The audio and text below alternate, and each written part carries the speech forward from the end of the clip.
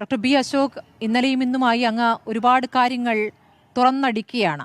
ഒരു ഭരണമാറ്റം ഉറപ്പിച്ചുകൊണ്ടാണോ ഈ നിമിഷം അദ്ദേഹം താങ്കൾ ഈ കാര്യങ്ങളൊക്കെ തുറന്നു പറയാം അല്ലെങ്കിൽ വെളിപ്പെടുത്താമെന്നൊരു തീരുമാനത്തിലേക്ക് വന്നിരിക്കുന്നത്? അങ്ങനെ ഒരു പ്ലാനിന്റെ അടിസ്ഥാനത്തിൽ ആസൂത്രണം ചെയ്തിട്ടുള്ള കാര്യങ്ങളല്ല. അന്യായമായ സസ്പെൻഷൻ ഓർഡർ എന്തിനാണ് ഇപ്പോൾ ലഭിച്ചതെന്നുള്ള ചോദ്യങ്ങൾക്ക് ഞാൻ മറുപടി പറഞ്ഞതാണ്. ചോദ്യങ്ങൾക്ക് മറുപടി പറഞ്ഞുകൊണ്ട് മാത്രമേ കാര്യങ്ങൾ വിശദീകരിച്ചിട്ടുള്ളൂ. ചോദിച്ച ചോദ്യങ്ങൾക്കാണ് ഉത്തരം. താങ്കൾ ചോദിക്കുന്ന ചോദ്യങ്ങൾക്ക് ഞാൻ ഉത്തരം പറയാൻ ശ്രമിക്കാം.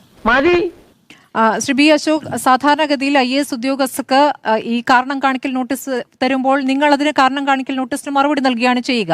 സസ്പെൻഷൻ നടപടി ഉണ്ടാകുമ്പോൾ അതിന് വിശദീകരണം നൽകുക അങ്ങ് നേരിട്ട് നൽകുകയാണ് ചെയ്യുക. പക്ഷേ പതിവ് വിട്ട് ഒരു വാർത്താ സമ്മേളനത്തിലൂടെ അല്ലെങ്കിൽ ചർച്ചകളിലൂടെ ലേഖനത്തിലൂടെയൊക്കെ പ്രതികരിക്കാൻ അങ്ങ് തയ്യാറായിരിക്കുന്നു എന്നതുകൊണ്ടാണ് ഇങ്ങനെ ഒരു ചോദ്യം വരുന്നത്.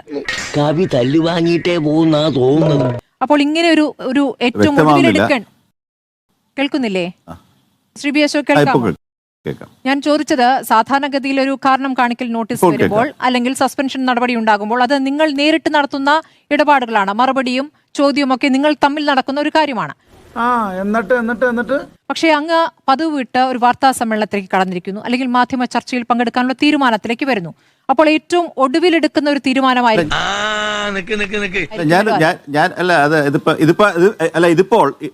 ഒരു സെക്കൻഡ് ഇതിപ്പോ താങ്കൾ എന്താ ചെയ്യാൻ ശ്രമിക്കുന്നത്? എനിക്കൊരു കുറ്റപത്രം തരികയാണോ? ഞാൻ എന്നെ കാണാൻ വന്ന മാധ്യമങ്ങളോട് ഞാൻ ഇന്ററാക്ട് ചെയ്യും. അവിടെ എന്നോട് ചോദിക്കുന്ന ചോദ്യങ്ങൾക്ക് ഞാൻ ഉത്തരം പറയും. എനിക്ക് അതിർവരമ്പുകൾ സൃഷ്ടിക്കാനായിട്ട് ആരും ശ്രമിക്കേണ്ട. ഇത് വടി കൊടുത്ത് അടി വാങ്ങുന്ന പരിപാടിയാണല്ലോ ബാബു. അതിന് സാധിക്കില്ല. എന്നെ സൃഷ്ടിച്ചവർക്ക് പോലും സാധിച്ചിട്ടില്ല. പിന്നെയാണോ ഒരു മാധ്യമം എനിക്ക് അതിർവരമ്പ് സൃഷ്ടിക്കുന്നത്? നിങ്ങളുടെ ചോദ്യം എന്താണ് ചോദിച്ചോളൂ.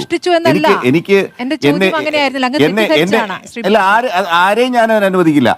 എനിക്കിത്രയേ ഉള്ളൂ. താങ്കളുടെ ചോദ്യം എന്താണ്? എന്റെ സസ്പെൻഷനെ സംബന്ധിച്ചാണോ ചോദിക്കുന്നത്? അത് ഞാനും ഗവൺമെന്റും തമ്മിലുള്ളൊരു വിഷയമാണ്. ഞാൻ സർവീസ് ചട്ടം ലംഘിച്ചിട്ടുണ്ടാവാം, ലംഘിച്ചിട്ടില്ലായിരിക്കാം. അതിന്റെ സമാധാനം ഞാൻ അവിടെ ബോധിപ്പിച്ചോളാം. പിന്നെ നാണക്കെടുത്തി. ഞാൻ പറഞ്ഞ കാര്യങ്ങളെ പറ്റി താങ്കൾക്ക് എന്തെങ്കിലും കൂടുതൽ സർക്കാരുമായി ബന്ധപ്പെട്ട് ഞാനിവിടെ നിന്ന് ചട്ടം ഒന്നും പഠിക്കാൻ ഉദ്ദേശിക്കുന്നില്ല. അതൊക്കെ പഠിപ്പിക്കാനും ഉദ്ദേശിക്കുന്നില്ല. എപ്പോൾ പാലിക്കണമെന്നും എപ്പോഴത് മറികടക്കണമെന്നും ഉദ്ദേശിക്കുന്നില്ല. എനിക്കറിയില്ല അങ്ങൊരു രോഷപ്രകടനത്തോടെ തുടങ്ങിയത് എന്താണെന്ന് ഞാൻ അത്ഭുതത്തോടെ കേൾക്കുകയാണ്. അല്ലല്ല, എന്റെ ചോദ്യത്തിൽ ഒരു ദുരർത്ഥവും ഉണ്ടായിരുന്നില്ല ശ്രീ അശോക്. എനിക്കൊരു തർക്കം ഇല്ല. എനിക്കൊരു താല്പര്യം. എന്റെ പ്രശ്നം എന്ന് പറയുന്നത്, ഇവിടെ മാധ്യമങ്ങൾ പ്രവർത്തിക്കേണ്ടത് കാര്യങ്ങൾ അറിയാനും അറിയിക്കാനുമാണ്.